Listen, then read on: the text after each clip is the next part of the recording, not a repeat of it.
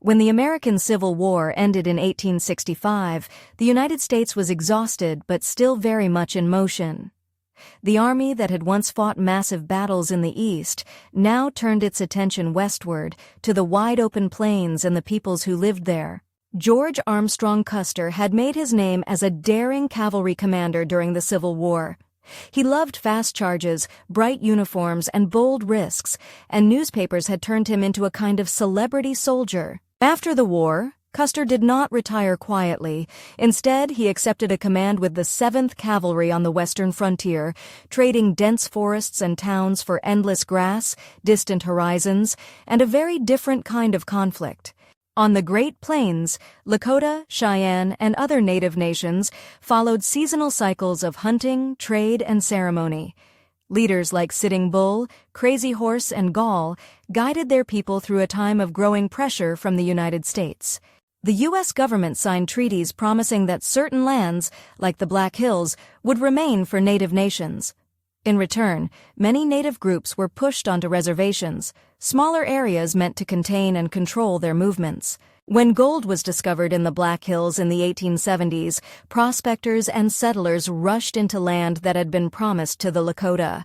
Pressure grew on the government to break or change the treaty and open the region to mining. Many Lakota and Cheyenne leaders refused to accept the loss of the Black Hills and other hunting grounds. Sitting Bull and Crazy Horse became central figures in a movement to resist being confined and to protect their way of life. In 1876, the U.S. government issued an ultimatum ordering native groups who were still living freely on the plains to move onto reservations. Those who did not comply by the deadline would be treated as hostile and targeted by the Army.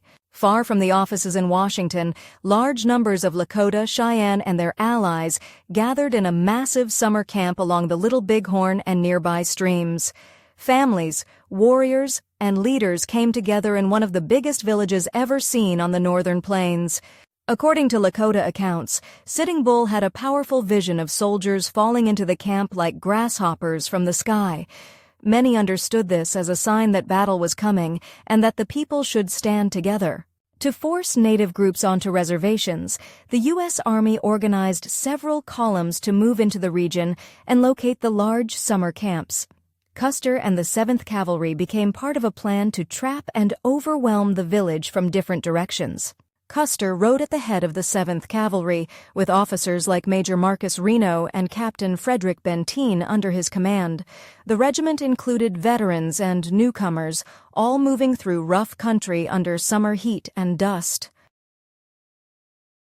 Custer operated under the overall command of General Alfred Terry, who laid out a plan for how the columns should cooperate.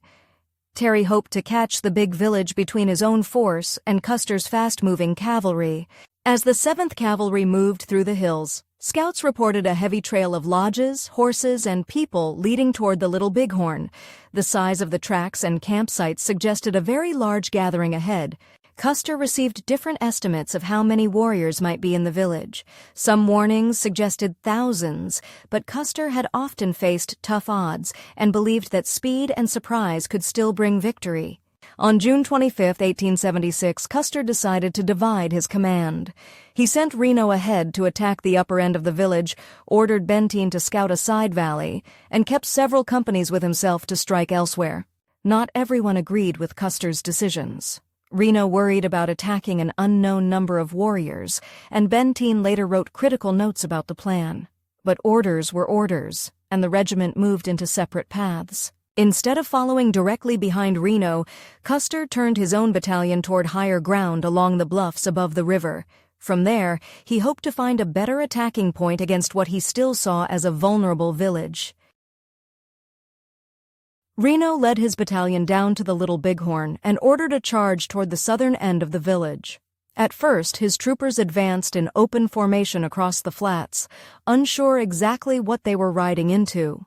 Lakota and Cheyenne warriors quickly rode out from the village to meet Reno's attack.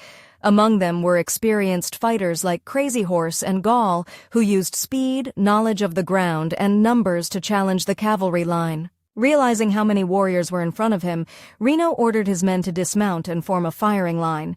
The troopers spread out across the grass, using their carbines to try to slow the fast-moving attacks.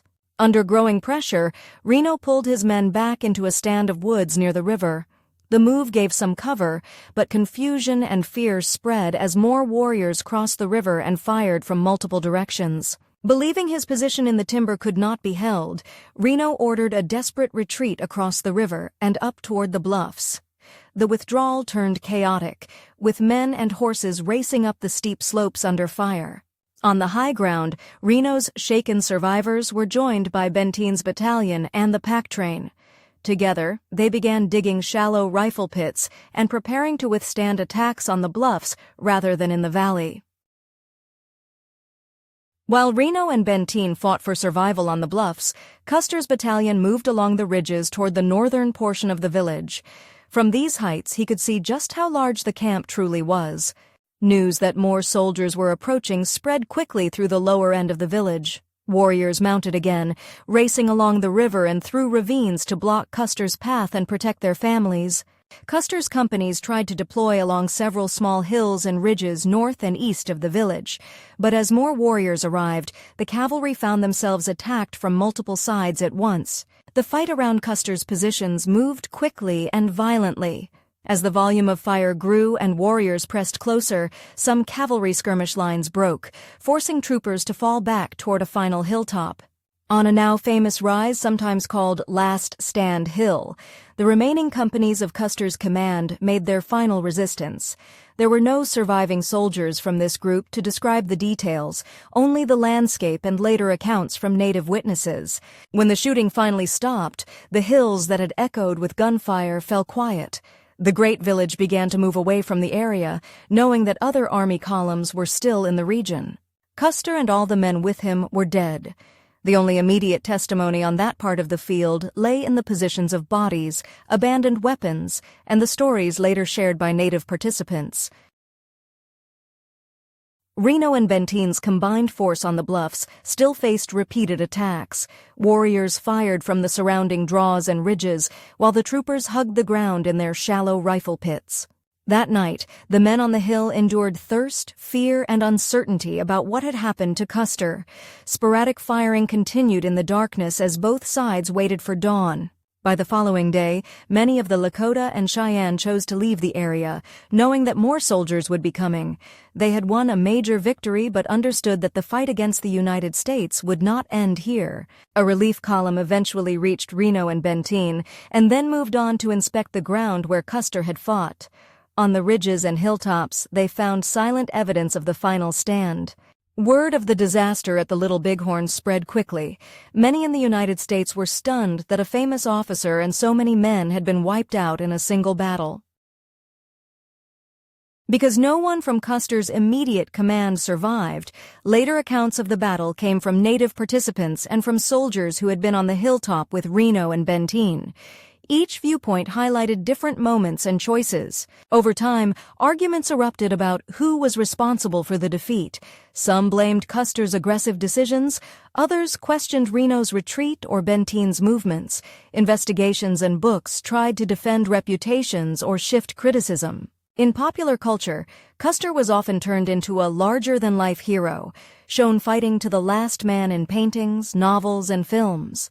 These dramatic images sometimes ignored the deeper causes and consequences of the battle. Lakota and Cheyenne stories remembered the battle as a defense of their families and lands. Leaders like Sitting Bull, Crazy Horse, and Gall were honored not for destroying an enemy general, but for protecting their people against overwhelming pressure. As historians studied documents, archaeology, and oral traditions, views of the Little Bighorn shifted. The story became less about a single heroic last stand and more about a complex clash of policies, cultures, and decisions. For the Lakota and Cheyenne, victory at the Little Bighorn did not bring lasting security. The United States responded with more troops and harsher policies, and within a few years, much of their independence on the plains was gone. Custer's defeat highlights the dangers of underestimating opponents, ignoring intelligence, and dividing forces in the face of the unexpected. It also shows how decisions made far away in offices and councils can lead to tragedy in distant valleys. Today, the Little Bighorn battlefield is a national site that honors both U.S. soldiers and Native warriors. Markers, memorials, and quiet trails invite visitors to reflect on lives lost on all sides. Standing on the ridges above the Little Bighorn, it is possible to imagine the battle from many viewpoints at once. Each story adds another layer to our understanding of what happened and why it still matters. Our tiny characters remind us that behind every famous last stand are real people, real choices, and real consequences. By looking closely at battles like the Little Bighorn, we can learn to ask better questions about leadership, courage, and conflict.